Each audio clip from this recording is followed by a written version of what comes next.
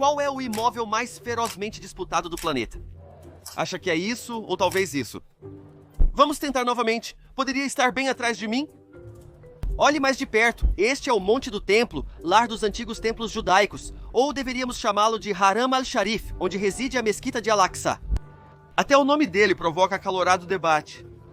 Então, por que este solo sagrado, valorizado por judeus e muçulmanos, se tornou um foco de conflito? Passei os últimos dias no subsolo. Explorei com meu filho os túneis escavados abaixo deste local disputado. Foi incrível.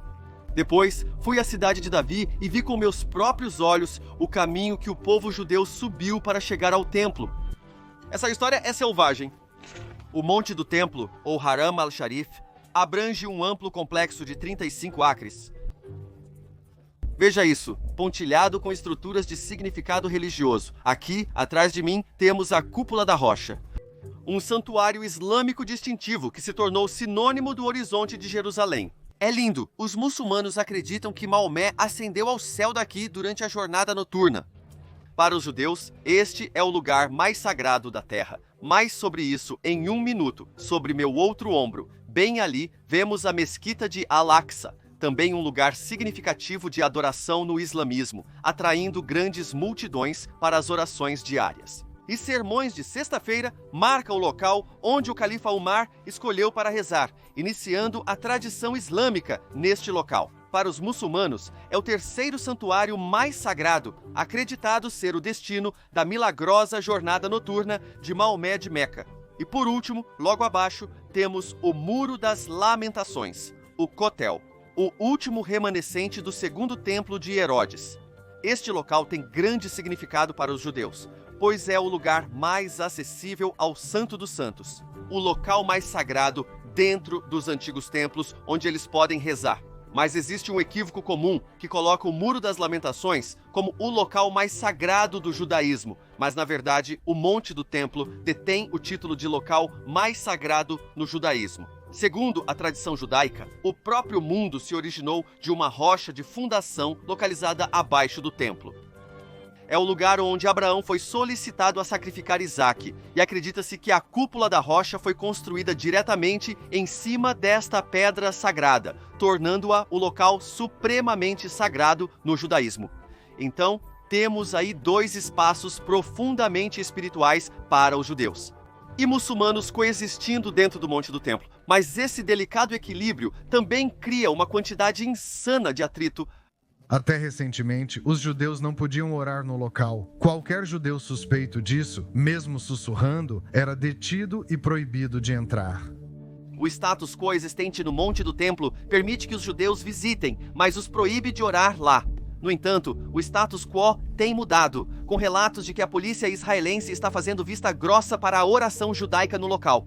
Até a opinião pública israelense sobre essa regra começou a evoluir. A proibição judaica à oração era uma questão de consenso, mas hoje mais israelenses judeus apoiam a permissão para a oração judaica no local do que se opõem a ela. O Monte do Templo também tem sido um destino polêmico na política israelense. Figuras. O Monte do Templo em Israel está aberto a todos. Muçulmanos, cristãos e também judeus sobem aqui, também judeus. O governo do qual faço parte não será discriminatório. Os judeus subirão ao Monte do Templo. Hoje, as visitas dos líderes israelenses ainda geram controvérsia. Itamar Ben-Gvir não deve ser permitido visitar o Monte do Templo. É uma provocação que levará à violência, que arriscaria muitos e custaria vidas.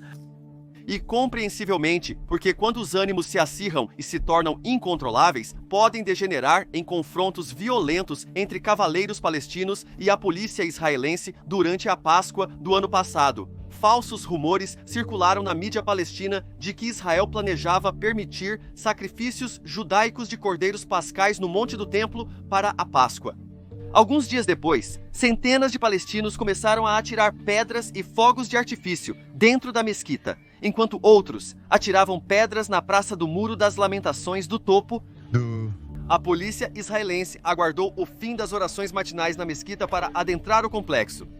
Os manifestantes reagiram atirando pedras e soltando fogos de artifício na polícia, levando à prisão de mais de 500 pessoas e deixando 150 feridos nos confrontos subsequentes.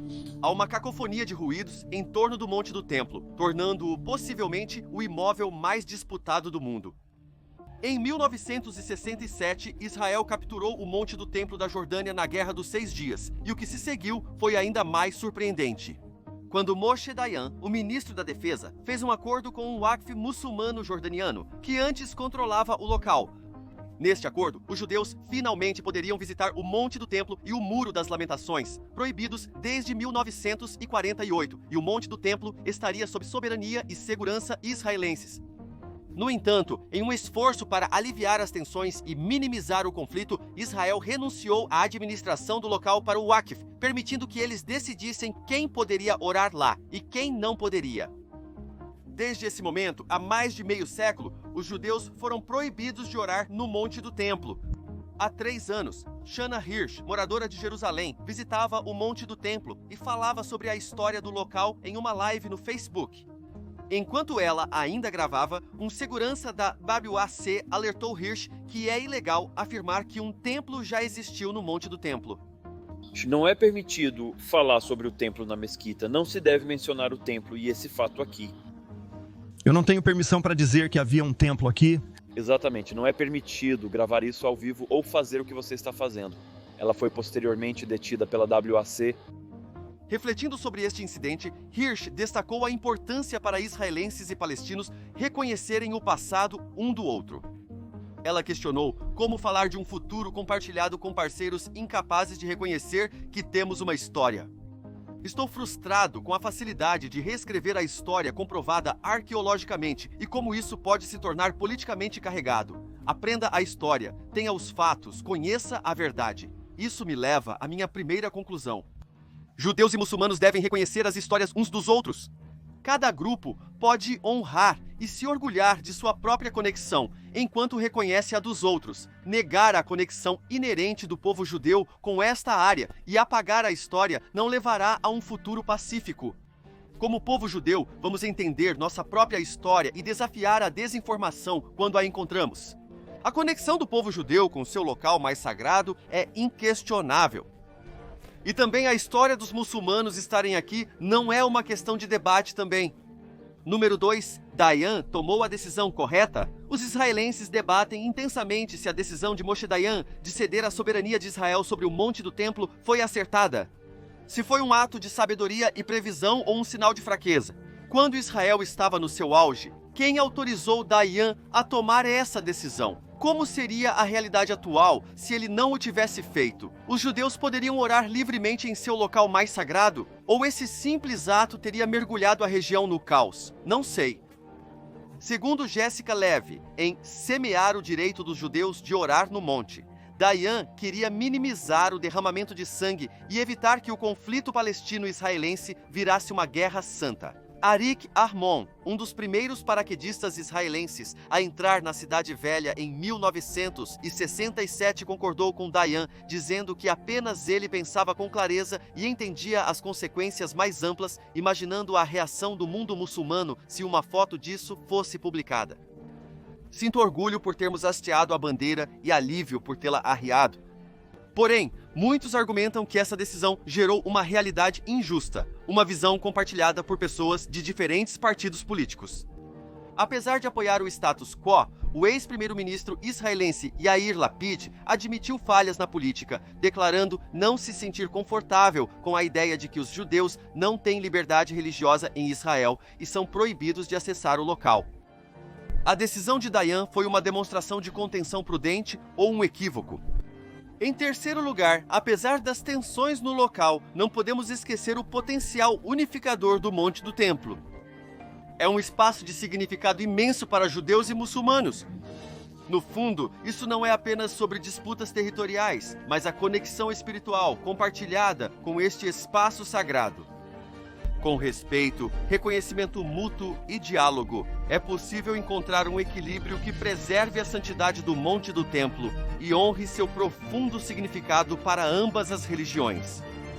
Reconhecer esse legado espiritual compartilhado é o primeiro passo real em direção a uma coexistência pacífica.